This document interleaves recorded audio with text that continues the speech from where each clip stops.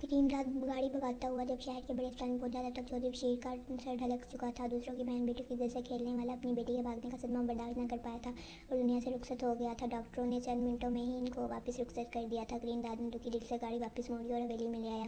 गाँव में चौधरी बशीर के इंतकाल की खबर आग की तरह फैल गई थी। लोग बज़ाहिर गमगीन थे लेकिन अंदर से खुश थे। इनके नज़दीक ऐसे लोगों का दुनिया से उठ जाना ही बेहतर था। चौधरी बशीर को रोने वाला इसका एक बेटा ही था। वो भी बाप से इतनी मोहब्बत नहीं करता था कि धाड़े मार मार कर रोता। बस चंद आंसू भाई और डॉग के साथ मिलकर सैकड़ों एकड़ ज़मीन के मालिक और अपने ज़माने के फिरौन को 2 गज़ ज़मीन में दफन करके घर आया। रात के अंधेरे में किसी को भी मालूम नहीं हुआ कि चौधरी बशीर के जनाजे में एक नकाबपोश नौजवान भी शरीक था जो साथ वाले गांव से आया था। वो नौजवान कोई और नहीं मुनीब था। इसने भी चौधरी बशीर के इंतकाल की खबर सुनी थी। जो भी सुन था घोषणा का बाप था और इसने ये खबर सुनकर सख्त सदमे में थी। मुनीब ने इसको काफ़ी दिलासा दिया और कहा कि मैं तुम्हारे बाप के जनाजे में शिरकत करूँगा और तुम्हारी तरफ से मग़फ़िरत की दुआ करने के साथ साथ कब्र पर बैठ कर माफ़ी भी मांगूंगा। कृष्णा मुनीब को जनाजे में जाने से रोकती रही थी। इसका कहना था कि अगर तुम किसी की नज़रों में आ गई तो मुसीबत खड़ी हो जाएगी। लेकिन मुनीब का कहना था कि वो ज़रूर जाएगा। चेहरे पर नकाब और रात का अंधेरा होने की वजह से किसी को भी मुनीब पर शक नहीं हुआ था। सिर्फ एक आदमी था जिसकी आंखें अंधेरे में मुनीब को घूर रही थी। वो जानना चाहता था कि ये नौजवान कौन है जिसने अपना चेहरा छुपाया हुआ है। चाल ढाल से इसको ये आदमी देखा भला लग रहा था। इसी चीज़ ने इससे शक में मुबतला कर दिया था। वो आदमी कोई और नहीं चौधरी मुदस्सिर का दस्तराज कालू उस्ताद था। वो मुनीब के आसपास घूम रहा था लेकिन इसे शक भी नहीं होने दे रहा था। जनाजे और दफन से फारिग होकर जब सब लोग घरों को वापस चले गए मुनीब तब भी वहीं मौजूद रहा। जब इसने देखा कि कब्रिस्तान लोगों से खाली हो गया तो मुनीब चौधरी बशीर के कब्र पर बैठ गया और दुआ करने के बाद की तरफ से माफ़ी मांगी।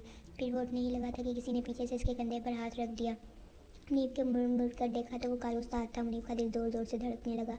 अर्चना ने सही कहा था कि जनाजे पर मत जाना, किसी मुसीबत में फंस जाओगे। लेकिन मुनीब ने इसकी बात नज़रअंदाज कर दी थी जिसका खमियाजा उसको भुगतना पड़ सकता था। दूसरी जानिब चाचा फ़िके के घर में सोबिया और फ़िका अपनी मस्तियों में गुम थे। सोबिया जिस रास्ते पर चल निकली थी वो खासा पुर लेकिन गलत रास्ता था। इसको अपने अच्छे बुरे की पहचान नहीं थी। वो कम अकल नहीं थी लेकिन जज्बाती ज़रूर थी। सोबिया की सारी तवज्जो बस फ़िके में थी। इसने जब से फ़िके का परिंदा देखा था वो इसे अपने छोटे से गुलाबी पिंजरे में कैद कर लेने को बेताब थी। इसी दौरान चौधरी बशीर के इंतकाल की खबर मिली तो फ़िका हवेली की जानिब चला गया और जाते हुए सोबिया को खासी एहतियात करने का कहा गया था। इसने सोबिया से कहा था कि दरवाजे को अंदर से बंद रखे और घर के अंदर रहे। इसी में इसकी बेहतरी है। रात को फ़िके ने कब्रिस्तान से लौटना था। तब तक का सारा वक्त सोबिया ने बेचैनी से गुजारा था। वो बेताब हो रही थी। इसने दिल में सोच लिया था कि आज दोपहर जो काम अधूरा छोड़ा था इसे रात को हर कीमत पर पूरा करेगी चाहे इसका कुछ भी नुकसान हो जाए। दोपहर को उसने फ़िके का काम तो कर दिया था लेकिन इसका अपना काम बीच में ही रह गया था। फिर रात को फ़िका घर वापस आ गया। उनसे फारिग होकर वो लेट चुके थे। सोबिया फ़िके के साथ चिपक रही थी। फ़िका जानता था कि सोबिया मुकम्मल तौर पर इसकी मर्जी के मुताबिक चलने के लिए तैयार थी। दोपहर को सोबिया ने हाथ से नलका चलाकर जो पानी निकाला था वो फ़िके को भूला नहीं था। आज वो भी मुकम्मल ज़हन बनाकर बैठा हुआ था कि कुछ भी हो जाए वो सोबिया की कश्ती के अंदर उतर जाएगा। वो काम था जिसकी लज्जत से दोनों अभी तक महरूम थे। ना तो फ़िका अंदर उतरने की लज्जत के बारे में जानता था और ना ही सोबिया। लेकिन सोबिया ने दिल में सोचा कि फ़िके को तरसाया जाएगा ताकि वो अच्छी तरह इसका दीवाना हो जाए। वो अचानक करवट लेकर बोली, चाचा मुझे एक बिस्तर पर नींद नहीं आती। मैं अपने घर जाना चाहती हूँ। वहाँ सुकून से अपनी नींद पूरी करूँगी।